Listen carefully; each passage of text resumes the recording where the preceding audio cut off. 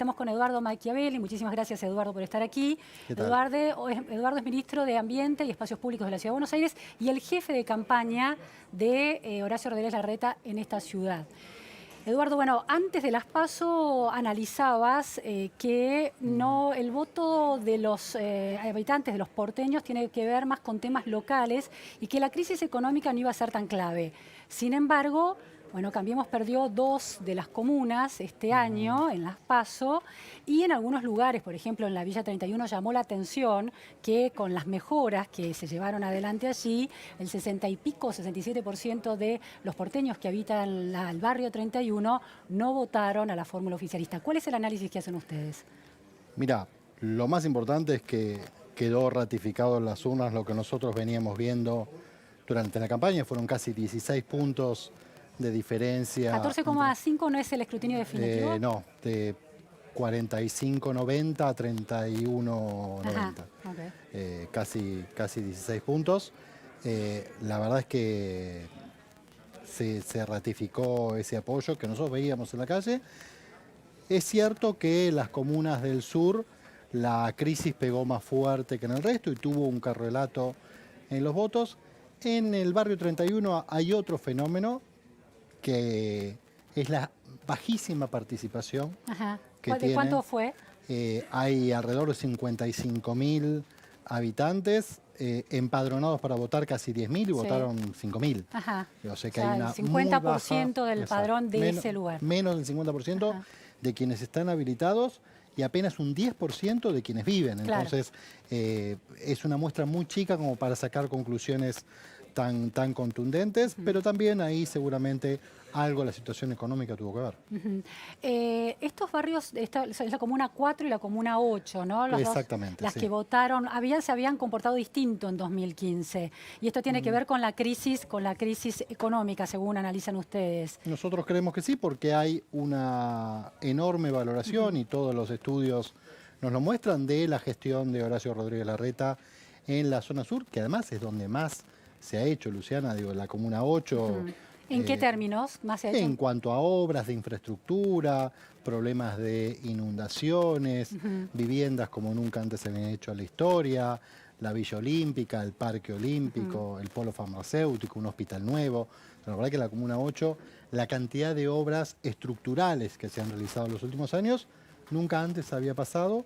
Y lo mismo en la 4, que ya viene de arrastre, pero hay barrios que han cambiado para siempre, Parque Patricios, Barracas, donde la verdad que la mejora es ostensible, pero bueno, también el votante piensa en las acciones de largo plazo, pero también en la situación del corto y eso seguramente ha tenido algo que ver.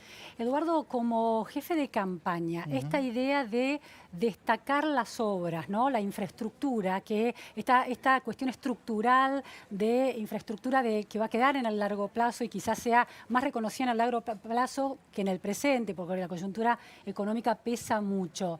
¿Es una estrategia que puede ser cambiada en el medio de esta crisis o finalmente en las elecciones de octubre va a seguir pesando la crisis económica y ahí, cómo no se cuentan los votos en blanco y los votos nulos, puede empezar a tallar distinto el tema de los porcentajes? Nosotros estamos muy convencidos que la estrategia que planteamos en las PASO, que es hablar con los vecinos de la ciudad, sobre todo lo que hicimos y sobre todo lo que planificamos hacer en los próximos 4 años, es la correcta. El votante, y lo sostenemos, el votante porteño privilegia mucho lo que ocurre en su entorno, como el votante de cualquier municipio de la Argentina. Digo, el voto en Río Cuarto, en Villa María, en la ciudad mediana, grande que quieras en el país, pesa mucho más lo local que lo nacional. La ciudad de Buenos Aires tiene un comportamiento más cosmopolita, si querés, y obviamente tiene más interés en lo nacional. Ahora, pero con todos esos creemos logros que va por ahí. que vos estás señalando, logros de acuerdo con tu perspectiva, Matías Lamens rompió el techo histórico del peronismo en términos de cantidad de votos por primera vez. Es decir, ¿esto es por un arrastre de ser oficialismo durante tantos años, más de una década? No, yo creo que ahí, digo, primero que no rompió el techo. Cristina Fernández en el 2011 sacó 35 puntos. No, me refiero a Lamens, para jefe de gobierno. Para jefe de gobierno, sí, obtuvo más votos que Filmus en anteriores ocasiones. Claro, por eso, digo, este año... Pero yo creo que tiene que ver... La oposición peronista tiene más votos que lo que ha tenido históricamente. Tiene que ver con el arrastre de la fórmula nacional Y una pequeña disquisición. No es que la oposición tuvo más votos, la oposición tuvo más o menos los mismos votos. Lo que pasó es que ahora está concentrado en un solo candidato. Cuando uno mira los votos de Horacio en el 2015, en las PASO, y ahora, la verdad que incluso hasta tenemos algunos votos más que en ese momento. O sea, lo que ocurrió ahora, que antes había 3 candidatos, ahora se concentra en 2 y entonces por ahí suena diferente, pero el volumen es muy parecido en nuestro caso. Ahora, uno de los análisis que se hacen a nivel nacional es que el peronismo unido, y sobre todo en crisis económica, el peronismo unido cuando no gobierna y con la crisis económica atribuible a otro gobierno, es bastante imbatible. La lógica de ustedes, de alianzas, de ir todo el oficialismo sumando las fuerzas políticas más cercanas, como la UCR, por ejemplo, que había ido no formaba parte de Cambiemos en 2015, no ha logrado de todas maneras marcar la diferencia que se hubiera esperado sumando los votos de 2015. Nosotros estamos muy conformes con los votos que sacamos, creemos que es el camino correcto. La verdad que tenemos muchísimo para contar en los próximos meses en la campaña, que se inicia ahora, de todo lo que queremos plantear para la Buenos Aires del futuro, y yo no tengo ninguna duda que nos van a seguir acompañando. No hay riesgo porque aquí la cuestión es si se gana en primera vuelta, bueno, hay 14 puntos de diferencia. Si gana Horacio Rodríguez Larreta en primera vuelta o hay balotaje. Algunos analizan que dado que no se cuentan los votos en blanco y los votos nulos, los porcentajes juegan distinto en esa torta total de votos y que no estaría garantizado que no hay balotaje con Matías Lames. Si contáramos estrictamente como se tiene que contar en la primera vuelta, con los mismos votos actuales, estamos superando por muy poquito el 50%, pero la verdad... ¿50% y qué diferencia tiene que haber con él? No, ninguna. En la Ciudad de Buenos Aires, a diferencia de Nación, es 50 puro, no importa la diferencia. Nación tiene otro régimen.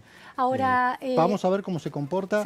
Nosotros decíamos en la previa de las PASO que era la primera vez que los porteños iban a elegir presidente y jefe de gobierno al mismo tiempo, y que por lo tanto todo lo que había respecto a cómo se iba a comportar el corte de boletas eran análisis teóricos, porque nunca había pasado. Todos los analistas, las encuestas, todos planteaban en ese momento que el corte de boleta iba a ser mayor en ambos casos, tanto en la boleta del Frente de Todos como en la nuestra, y el corte fue muy poco. Muy poco. Apenitas 2 puntos en nuestro caso y 2 puntos también en el caso de la boleta del Frente de Todos. Así que vamos a ver cómo se comporta ahora. Nosotros creemos que va a haber un voto bastante más pensado y que eventualmente van a empezar a jugar diferentes esos 8,5 puntos de blanco que hubo. Eduardo, ¿hay un reproche interno dentro de Todos Juntos por el Cambio en la Ciudad de Buenos Aires en relación al Armado Nacional de haber decidido una elección unificada con la Nación? No, lo más mínimo. ¿Fue una mala estrategia? No, yo creo que fue una buena estrategia desde la política, pero sobre todo, Luciana, y para nosotros es un tema no menor, porque somos quienes tenemos la responsabilidad de gobernar, fue un enorme ahorro de dinero. Haber hecho una elección separada eran varios cientos de millones de pesos que hubiéramos tenido que gastar de los impuestos de los porteños. Así que nos parece que fue una buena decisión. Eduardo, una buena decisión que además en los votos se verificó, porque el candidato a presidente, Mauricio Macri, sacó más o menos los mismos votos que sacó el jefe de gobierno, así que no hubo arrastre ni para arriba ni para abajo de ninguno de los dos. ¿Cuánto había sacado en las PASO de...? Bueno, iban divididos, ¿no? Iban divididos, claro. Exacto. ¿Y en la primera vuelta cuánto sacó en 2015 Macri? En la primera vuelta estuvo alrededor de 48 puntos. ¿Y ahora en las PASO cuánto obtuvo? 45. Está bien. Eduardo, hay un tema también, que es que hay algunos analistas que dicen que los votos en la Argentina, en general el voto de los sectores vulnerables, es por tradición peronista y que hay un cúmulo de votos que swinguea, o sea, que cambian la elección con mayor libertad.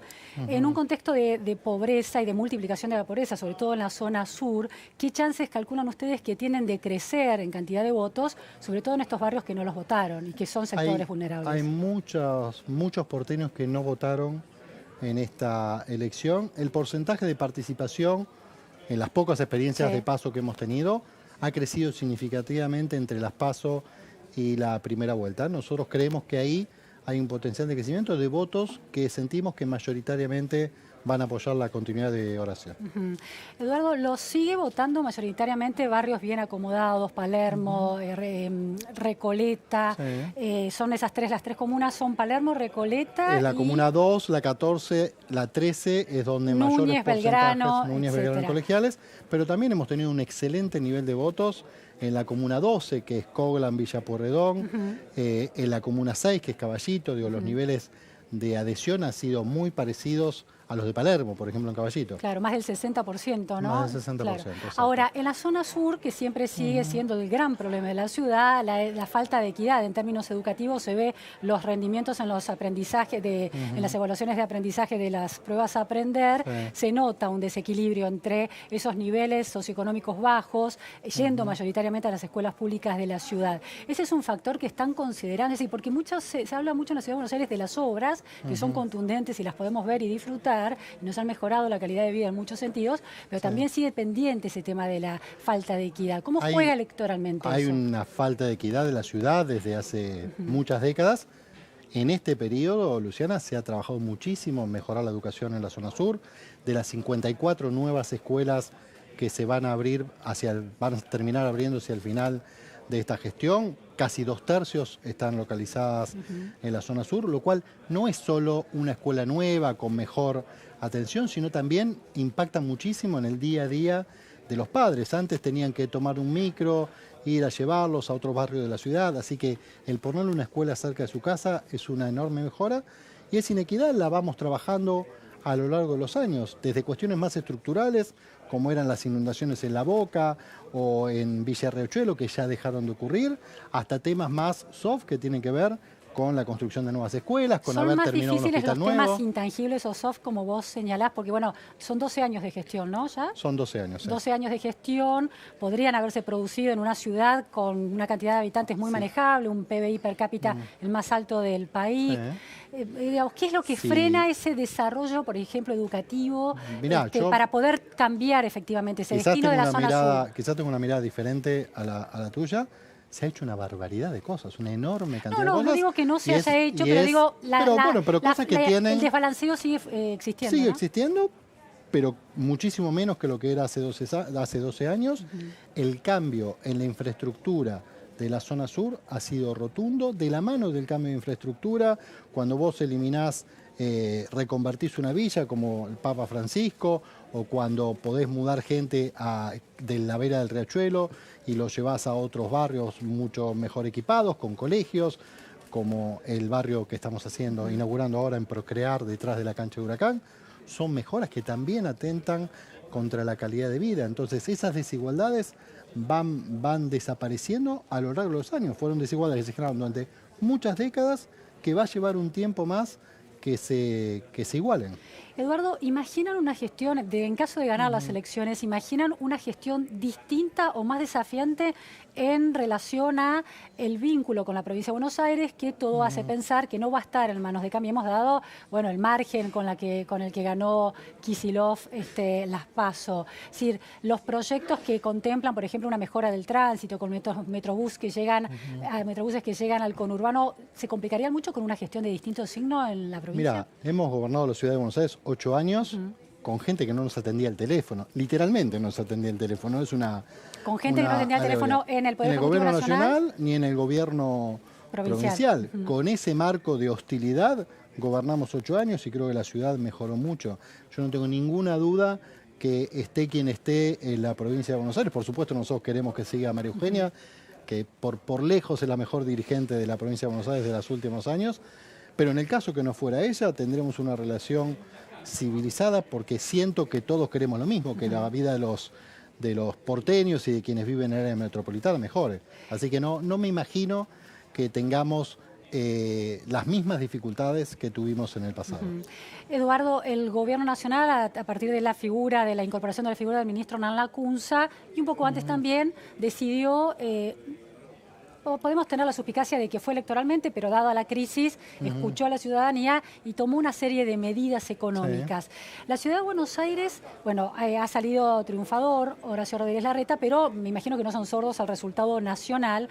Y en relación, por ejemplo, dado ese resultado, la crisis económica y la multiplicación de la duplicación de los niveles de pobreza e indigencia, por ejemplo, en la zona sur, y el crecimiento de esos indicadores en la ciudad, ¿están tomando medidas concretas para atender a esas necesidades? La ciudad tiene un esquema de... Pero a partir de las PASO, digo. No, a partir de las PASO no, porque se viene haciendo un trabajo de contención social muy grande en la zona sur, en el centro, en el norte, el trabajo que realiza el Ministerio de Desarrollo Humano ha continuado a lo largo de estos años, sí a partir de este año, producto del deterioro de algunos indicadores, pero mucho antes de las PASO, se inició un proceso de reformulación y de potenciación del programa PAP, que es Buenos Aires Presente, el número 108, donde se duplicaron la cantidad de móviles, se sumaron 50% más de asistentes sociales, se mejoraron los paradores que tiene la ciudad. La verdad que el esquema de contención O sea, que tenemos previo a las empezó PASO. en el mes de febrero un crecimiento de todo ese programa. Y para asegurar que el resultado electoral de octubre, Sí. en el caso de que se repita esa diferencia en favor de la fórmula oficialista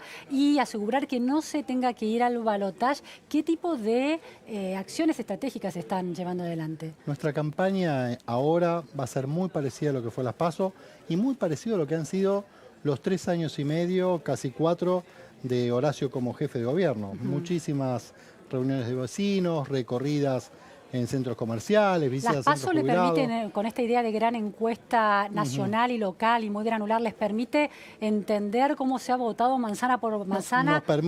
Nos permite obtener conclusiones fantásticas. Es una gigantesca encuesta donde podemos ver si ha habido diferencias entre un circuito electoral y otro y tratar de entenderlos. A veces son temas muy puntuales que en la administración del día a día de una gran ciudad quizás se te pasan de largo. En la enorme mayoría, Luciana, tienen que ver con situaciones municipales, temas de alumbrado, algunos temas de recolección de residuos, donde quizás ajustando un circuito de recolección le cambiás y le mejorás la calidad de vida a varias cuadras. Entonces, la verdad que nos da una información fantástica para entender si hay algo que estamos haciendo mal en algún lugar. Van a por el voto que no tenía fórmula en la Ciudad de Buenos Aires, el voto de Esper, que bueno, ahí hubo unos 150.000 votos en blanco en relación a la fórmula porteña. Alguna parte de eso es el voto Esper, que no tenía una fórmula local. Exacto. ¿Están buscando a esos votantes? Mirá, nosotros hacemos una simplificación a la hora de construir escenarios. Esos 8,5 puntos de blanco que hubo en la categoría jefe de gobierno se explican. Alrededor de 3 puntos tienen que ver con el tradicional voto en blanco que tiene la Ciudad de Buenos Aires a lo largo de los últimos años, y hay un 5,5 que tiene 3 vertientes. El 3,3, 3,4 de Esper, el 1 y algo que tuvo Gómez Centurión, Sí. y alrededor del 1% de la Democracia Cristiana, 3 fuerzas que no llevaron Claro. candidatos a jefe de gobierno.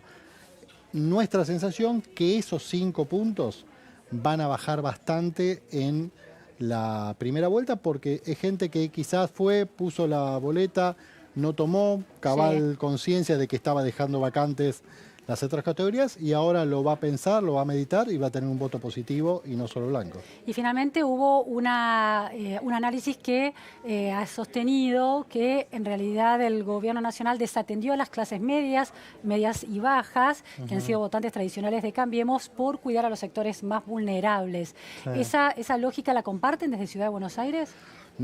No lo compartimos nosotros, pero tampoco la comparte esta gran encuesta que son las PASO. La verdad que en el eje centro de la ciudad, que es donde se concentra gran parte de lo que nosotros denominamos clase media, hemos tenido un excelente nivel de acompañamiento, con picos como por ejemplo lo decíamos recién, en Caballito, superiores al 60%. Así que no sentimos que la ciudad haya votado tan predominantemente lo nacional, sino que ha privilegiado lo municipal. Local.